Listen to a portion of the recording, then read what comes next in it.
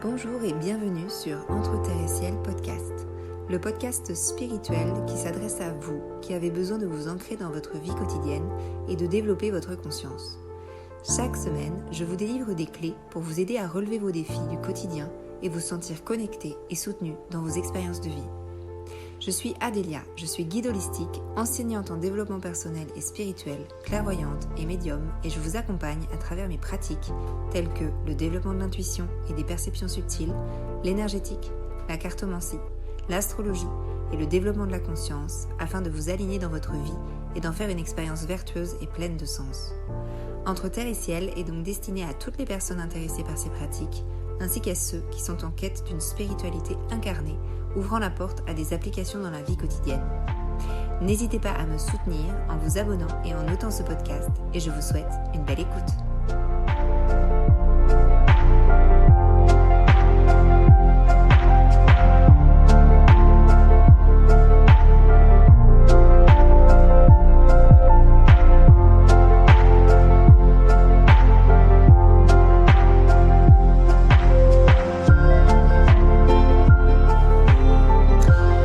Bonjour à toutes et à tous et merci d'être avec moi pour ce 28e épisode de Entre Terre et Ciel podcast.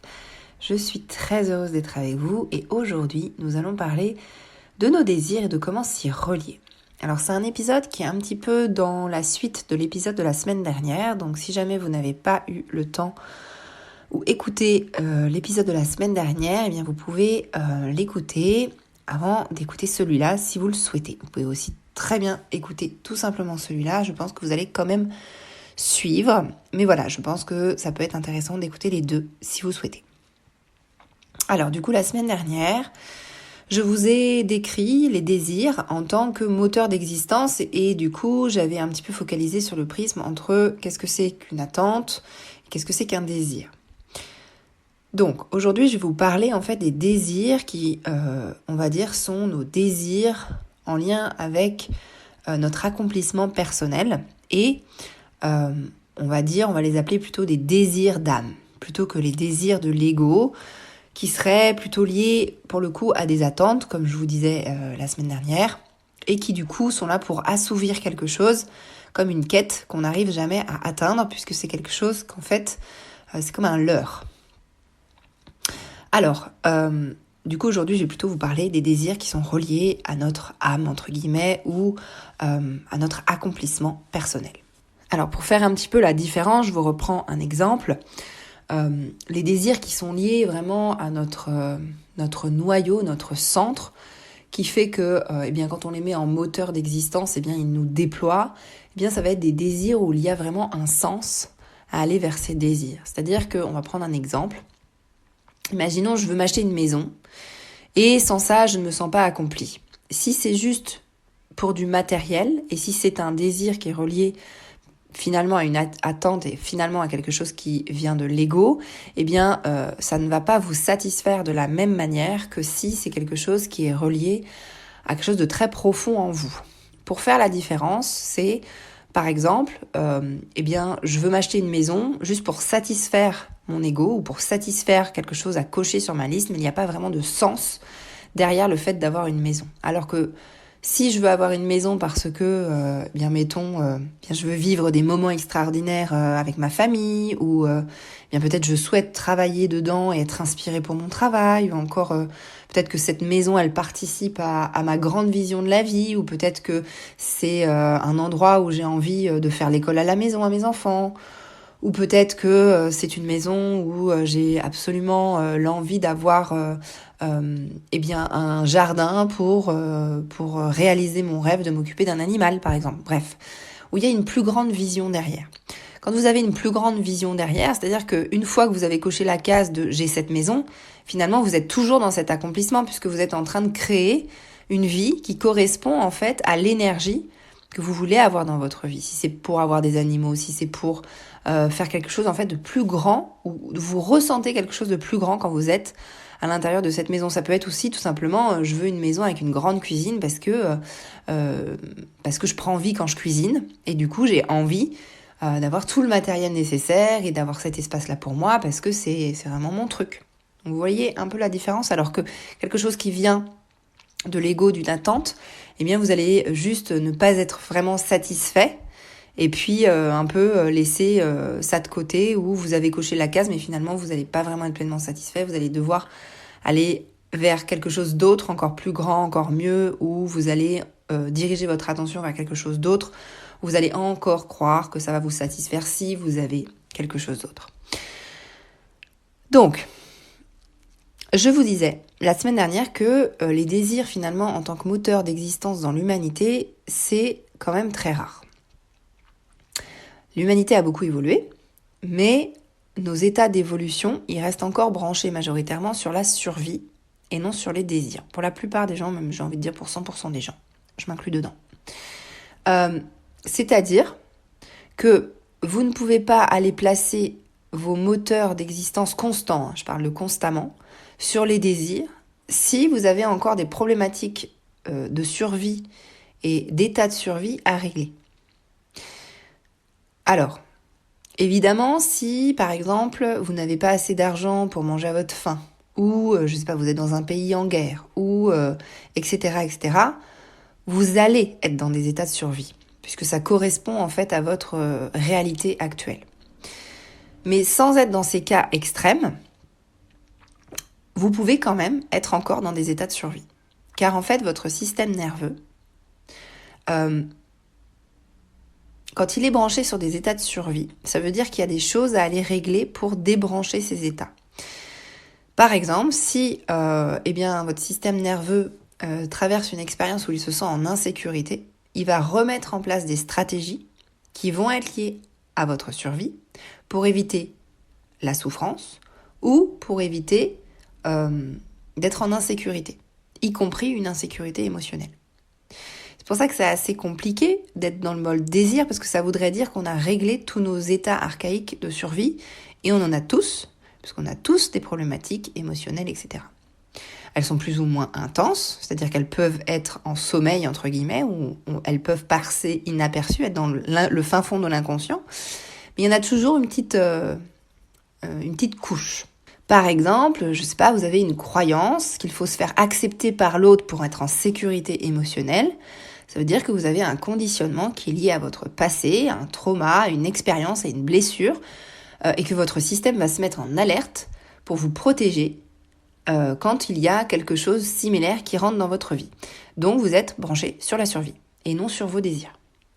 Donc, on est d'accord que c'est 100% de l'humanité qui a encore des branchements sur la survie, c'est normal puisqu'on est dans c'est ce dont je vous parlais un petit peu la semaine dernière, on est dans un espèce de moment charnière où une partie de l'humanité est en train de comprendre de ce que c'est que d'être dans ses désirs, tout en étant encore reliée un petit peu dans les systèmes de survie. Une autre partie de l'humanité n'en a pas encore conscience, elle est complètement dans les stratégies de survie.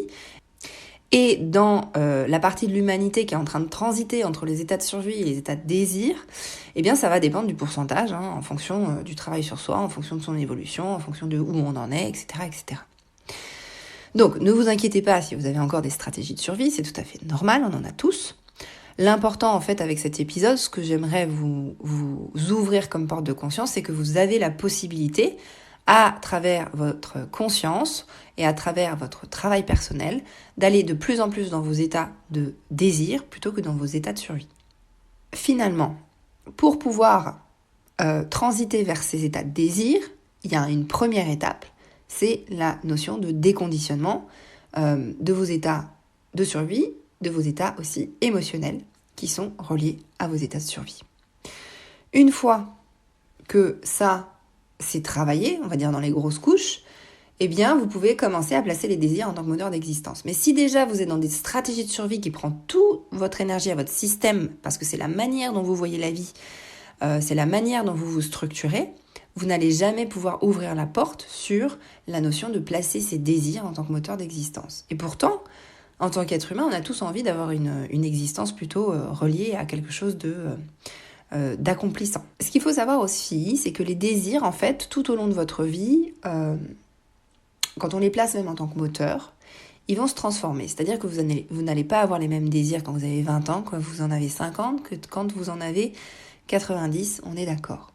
Mais ça, c'est comme s'il fallait en avoir conscience parce que les désirs, c'est pas quelque chose de figé.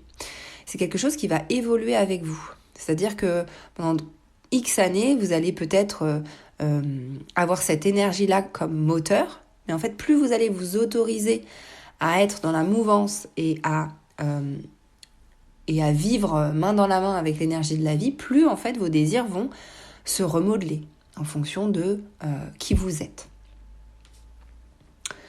Alors aujourd'hui, du coup, on est d'accord, je vous parle de désir en tant que moteur d'existence. Comme je viens de vous dire, c'est très compliqué finalement de se relier à ces désirs profonds quand on a toute une couche de conditionnements qui nous font croire qu'on est comme ça, comme ça, comme ça et qu'on aime ça. Imaginons que vous avez, je sais pas, vous avez été bercé par vos parents dans une éducation où ça c'est bien, ça c'est pas bien, il faut faire médecine pour réussir, et ben finalement vous êtes devenu médecin, mais en fait c'est peut-être pas votre désir profond. Ou peut-être que vous faites ça pendant les vacances de Noël parce que c'est la tradition dans votre famille et que vous vous posez même pas la question, mais c'est peut-être pas ça que vous aimez profondément dans la vie. Donc c'est pour ça qu'en fait, cette couche de conditionnement, elle va agir à plusieurs niveaux. Elle va agir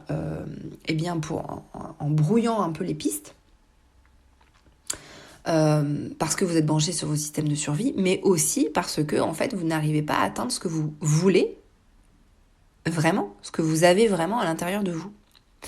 C'est ce qu'on appelle un petit peu les couches d'oignon, qui sont entre votre centre, ce que vous vraiment vous désirez au plus profond de vous, et puis ce qui est dans la réalité.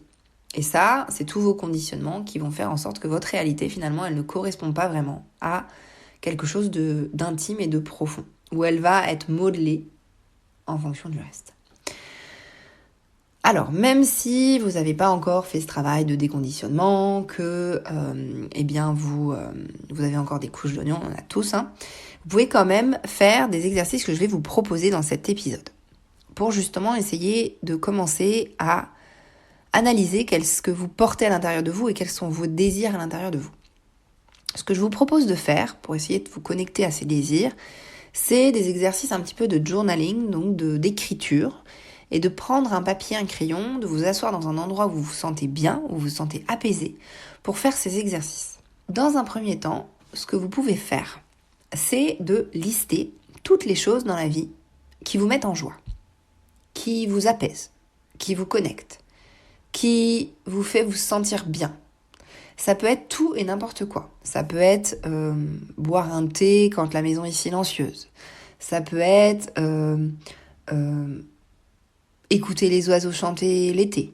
Ça peut être prendre un rayon de soleil, même si c'est 5 minutes.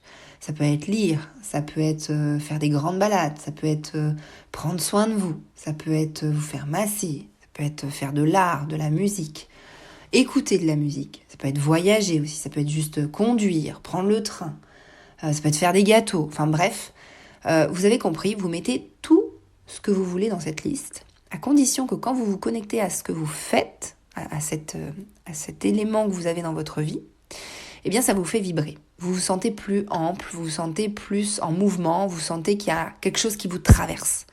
Ce sont des choses qu'on fait où ça nous traverse. Des fois, c'est des choses aussi simples que je sais pas, se faire les ongles. Vous n'êtes pas en train d'essayer de chercher ce que vous allez faire de votre vie, là. Vous êtes en train de chercher ce qui est relié à vos désirs.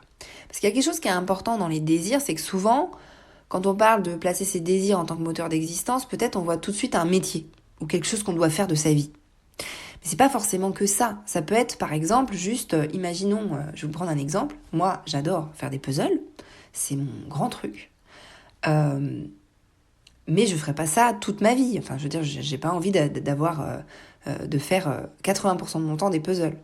Mais je sais que j'en ai besoin dans ma vie, pas au quotidien, mais j'en ai besoin vraiment souvent pour me connecter à quelque chose d'autre qui va me permettre d'être dans un moteur d'existence où il y a cette énergie-là qui me donne une expérience plus vaste, qui me permet d'être connectée à quelque chose d'autre, qui me permet de ressentir de la joie tout simplement dans mon quotidien ou dans ce que je fais dans ma vie. Et pourtant, c'est pas du tout relié à mon métier, on est d'accord. Mais ça fait partie des choses qui, quand elles sont faites, eh bien, c'est un moteur d'existence pour moi au niveau de mes désirs. Et c'est pas quelque chose qui me coûte de l'argent, c'est pas quelque chose, voilà, c'est juste quelque chose qui vraiment, parce que des fois on a l'impression, on pense en tant que société de consommation avec nos désirs. Les désirs peuvent être gratuits, aller prendre un bain de soleil ou marcher dans la nature, c'est quelque chose qui nous connecte à plus grand, qui nous élève, qui permet d'avoir d'autres actions inspirées qui vont participer à notre chemin d'existence, et pourtant c'est pas quelque chose qui est relié à votre métier ou pas quelque chose qui va que vous allez consommer. Voilà, c'est ce que je voulais faire un petit aparté là-dessus. Donc, quand vous avez fait cette liste, donc on est d'accord, ça peut être tout et n'importe quoi, eh bien, vous allez sélectionner dans cette liste, eh bien, toutes les choses qui vraiment vous procurent une profonde satisfaction personnelle. Comme si, quand vous faites cette chose, ça vous donne de l'énergie. Quand vous faites ça, vous vous sentez vivant. Donc vous surlignez, alors il y en a peut-être ça va être toute votre liste si vous avez vraiment, si vous étiez vraiment calé sur vos désirs. C'est possible que ça soit toute votre liste. Et donc, une fois que vous avez fait ça, que peut-être vous avez surligné toute votre liste, ou peut-être vous avez sélectionné dans votre liste, eh bien j'aimerais que vous regardiez tout ce que vous avez surligné et que vous essayez de mettre un pourcentage à côté de cet élément pour estimer l'espace que vous souhaiteriez que cet élément de la liste prenne dans votre vie. Je reprends l'exemple des puzzles. Moi, je dirais que les puzzles, c'est peut-être, 15%, 12% de ma vie, 10% de ma vie, quelque chose comme ça. Oui, j'en fais vraiment beaucoup. Je sais pas, ça peut être des choses comme moi à une époque, quand j'étais prof de yoga, eh bien le yoga c'était peut-être 70% de ma vie, voire 80% de ma vie. Aujourd'hui, ça l'est beaucoup moins, puisque je ne passe pas tout mon temps à faire que ça. Et en fait, ça va varier au cours de votre existence, les pourcentages en fonction, et puis des fois il y a des choses qui vont complètement s'arrêter, il y en a d'autres qui vont prendre vie. Et en fait, ces choses qui vous animent, qui vous font vous mettre en mouvement, qui font que le matin vous vous levez avec la joie, avec l'envie. Alors je fais encore une petite aparté, ça ne veut pas dire qu'il n'y a pas d'ombre au tableau de votre vie, ça ne veut pas dire qu'il n'y a pas des expériences négatives dans votre vie, on est sur 2 sphères différentes. On peut très bien avoir une vie qui est plutôt dans le bonheur tout en ayant des expériences difficiles, et passer au travers d'expériences difficiles, on est d'accord. Donc une fois que vous avez fait ça, eh bien, autre exemple, imaginons, ce sont les voyages qui occupent 80% de votre vie, où vous avez envie, tout du moins, que les voyages occupent 80% de votre vie. L'autre chose que vous allez essayer de faire, c'est d'essayer de poser des actions et d'essayer de lister les actions que vous pouvez mettre en place pour aller vers cette vie que vous avez sous les yeux. C'est-à-dire, imaginons, comme je vous dis dans mon exemple, vous avez mis 80% de voyages. Aujourd'hui, peut-être vous ne les avez pas. Qu'est-ce qu'il faudrait que je mette en place dans ma vie pour aller vers ça ? Ça ne veut pas forcément dire que vous allez avoir un métier qui fait que vous voyagez tout le temps. Mais vous allez construire une vie en relation avec ça. C'est-à-dire que vous pouvez très bien être digital nomade, mais vous pouvez aussi très bien avoir une passion qui vous fait voyager. Bref, quelque chose en fait, des actions concrètes que vous pouvez mettre en place pour aller vers cette réalisation. Imaginons votre désir, c'est dans votre liste 90% être au contact de la nature. Qu'est-ce que vous pouvez faire aujourd'hui qui vous permet d'aller dans cette direction-là ? Ça ne veut pas dire que vous allez tout changer du jour au lendemain, mais peut-être 1 ou 2 actions de temps en temps ou par jour qui font que vous allez dans cette direction-là. Ce qui peut être, je ne sais pas, peut-être vous balader 1 heure dans la nature par jour, ou 10 minutes par jour, ou 1 heure par mois, ou je ne sais pas, avoir plus de plantes chez vous, etc., etc. En fait, ça va dépendre de la manière dont vous voyez aussi la connexion à la nature. Est-ce que ça peut être aussi déménager, entreprendre un déménagement, et donc du coup mettre en place des actions qui vont faire que vous allez dans cette expérience de déménagement. Voilà. En gros, c'est trouver une liste d'actions concrètes dans votre réalité pour que cette liste devienne votre réalité. La liste de vos envies. Une fois que vous avez fait ça, je vais vous demander de faire un dernier exercice. Je vais vous demander de faire le bilan de 2024 et de regarder, de poser un peu le regard sur votre année et de voir ce que vous avez fait cette année qui allait dans le sens de vos désirs. Sachant que vos désirs de 2024 ont peut-être évolué en fonction des désirs que vous avez mis sur la feuille, on est d'accord. Essayez de trouver les actions concrètes que vous avez mises en place dans votre vie et que vous avez posées pour mettre en place ces désirs dans votre vie. Par exemple, je sais pas, peut-être que vous avez donné du temps, vous vous êtes donné du temps pour passer plus de temps justement avec votre famille, parce que ça participe à votre joie de vivre, ou peut-être que vous avez pris plus de temps pour prendre soin de vous, parce que ça vous procure de la joie. Peut-être aussi que vous vous êtes offert des formations, des programmes, des choses comme ça, parce que ça vous a inspiré à changer votre vie, ou peut-être que vous êtes autorisé à nourrir certaines de vos amitiés, parce que ces amitiés-là, elles vous inspirent au fond du bien. Ou que vous avez mis en place une activité particulière dans votre vie parce que vous aviez toujours rêvé de faire ça, et du coup, vous l'avez fait. Voilà, c'est des choses comme ça, vous pouvez regarder dans votre vie qu'est-ce que vous avez mis en place comme action pour aller dans le sens de ces désirs en tant que moteur d'existence. C'était la dernière chose que je voulais vous faire faire pour cet épisode. Voilà. Écoutez, je vais m'arrêter là pour aujourd'hui. J'espère que cet épisode vous a été utile. Je vous remercie pour votre écoute. Je vous remercie aussi pour les écoutes que vous avez eues du mois de juin jusqu'à aujourd'hui. C'est le dernier podcast de l'année 2024, mais ce n'est pas du tout le dernier podcast puisque ça revient dès la semaine prochaine en 2025. Nous commencerons ce premier épisode et cette année 2025, on parlera des intentions que vous allez pouvoir poser pour justement cette année 2025. Donc on parlera d'intentions et des intentions à poser. Je vous remercie profondément, je vous souhaite de très belles fêtes de fin d'année, qu'elles soient remplies de joie, de bonheur, et je vous souhaite aussi de placer un petit peu plus chaque jour vos désirs en tant que moteur d'existence, puisque quand on fait ça, je peux vous assurer que la vie change. Voilà, je vous remercie beaucoup et je vous dis du coup à l'année prochaine et à la semaine prochaine.